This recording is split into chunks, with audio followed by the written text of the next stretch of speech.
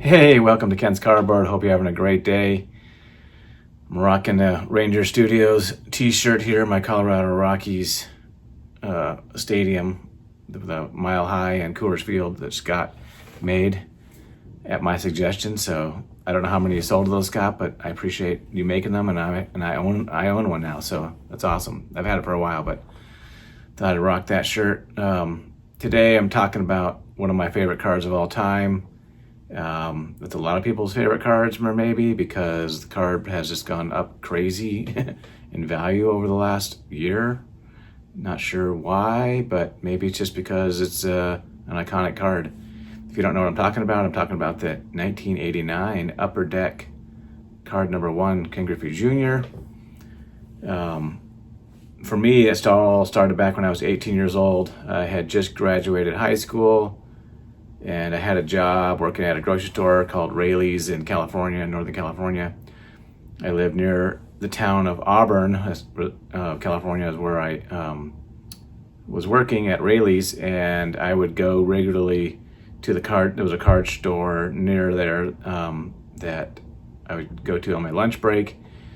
And there was hype going around about a new company coming out called Upper Deck, and they started as a card shop, and then they were trying to get a license for Major League Baseball cards because they wanted to create a better product than what was out on the market. And they convinced a guy named somebody knew a guy named Dwayne Bison. Maybe they just shopped in the store or not, but they made sample cards of him and his buddy Wally Joyner, who played for the Angels in 1988, and they got that card company started. So I had heard about this Upper Deck coming out, and I don't know if it was like in Beckett Magazine or some other place where I heard about it, but it was definitely on my radar, and I was looking forward to that product coming out in '89. At the time I was 18 years old, so the card store that I had didn't carry that product, but there was a coin shop in Auburn that doesn't exist anymore that did have a few sports cards. So I checked that out and went into his shop and chatted with that owner there, and he was like, I don't know who's going to buy these sports cards. They're too much. They cost too much. Like, they think they were like $1 a pack or something like that. I can't remember if it was $1 or $1.99 at that time, but I was fresh with money at 18 years old. So I was like, I'm going to buy these cards. So he had a box of 89 Upper Deck that had been opened partially, and a couple packs were taken out of there. I bought like probably $10 worth of packs, 10 or 12 packs. I can't remember how many I bought at that time, but went home, opened them up, and I pulled this Ken Griffey Jr. card right out of that pack. So that was it for me, man. I was like hooked on Upper Deck. I was like, I want to build this set. So I kept buying more and more packs from that dealer, and other places I was able to find them at some other card shops later on in the year. And I was able to hand collate a complete set of the 89 Upper Deck. And I no longer have that set. I sold it in the late 90s when I was kind of moving around a lot and got rid of a lot of my collection. But I never got rid of the Griffey Jr. cards. I did sell the one collated set that included the Griffey, but I ended up pulling 3 of those. Here are 2 of the ones I still have in my screw downs from a long time ago. I've never taken them out of these screw downs. So they've been in there for a long time. I've looked them over a few times. I don't think they would grade a 10. If you know, recently, I think on Friday, one sold for $6,500. PSA 10 sold for $6,500 on eBay. That is nuts. I don't know how many cards they made of these. I know that they printed extra ones to provide damage. This is what they said. They said they were providing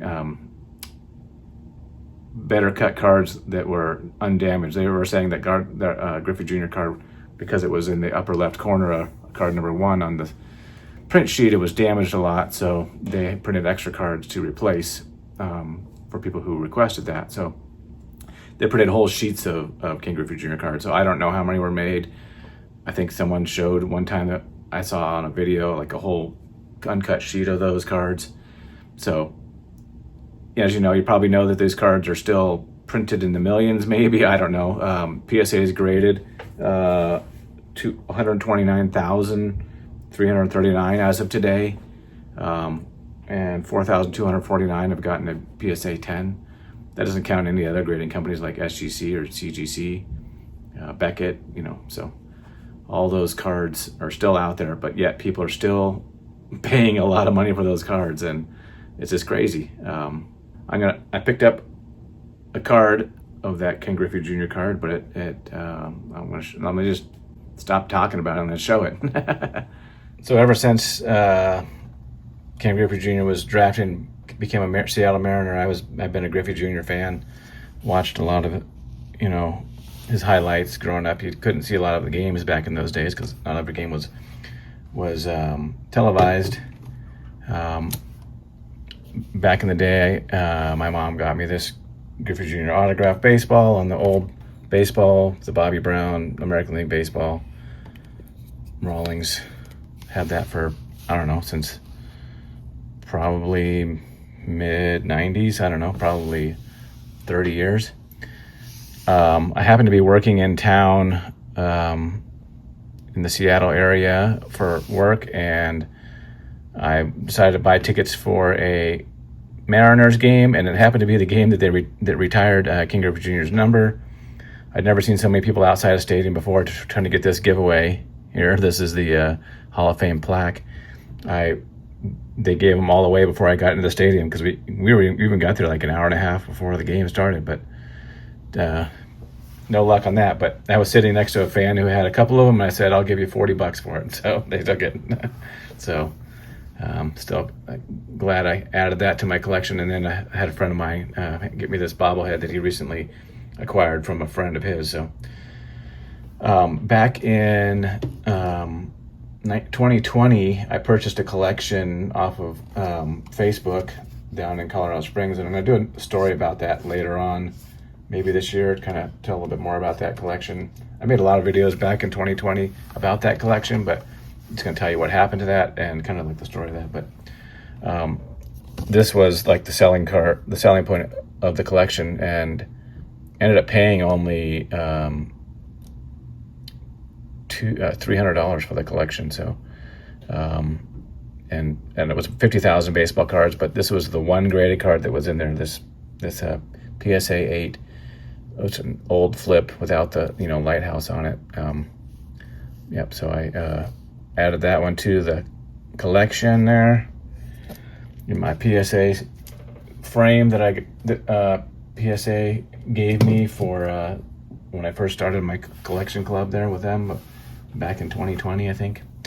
So put that one in there, and then I just mentioned before, these are the two Griffies that I pulled from packs. Still have them. Maybe someday I should get them graded. I don't know. I just leave them like that because I don't know what kind of grade they get. I know they won't get a 10. They're not perfectly centered, but anyways, and I was at the National in 2023, and I'll see if I can find a picture or not, but there was a table who had, I don't know, 20, 30, maybe 40 Griffey rookie, these 89 Upper Decks autographed by Ken Griffey Jr. And at the time, I think they were going for like $300 or something like that. And I was like, oh, someday I want to pick one of those up.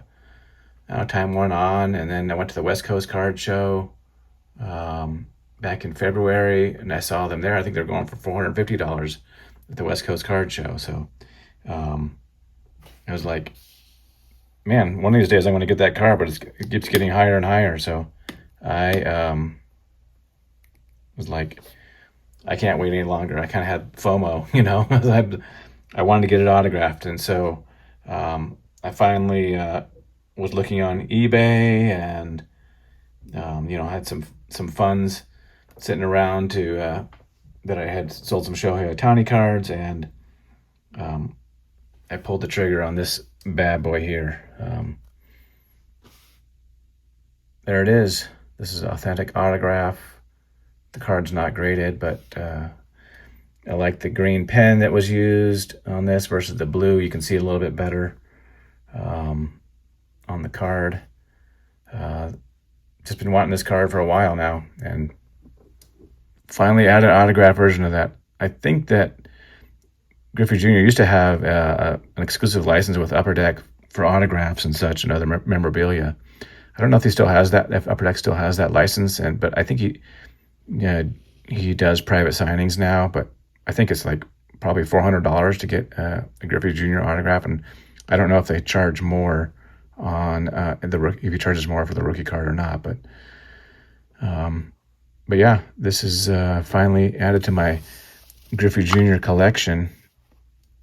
Happy to add it, and that is my love affair with this card. And apparently, other people love this card too, because they're buying PSA 10s and over $6,000 now. It's crazy. So, thanks for watching, everybody. Hope you had a great day, and life is short. Live it well. Peace.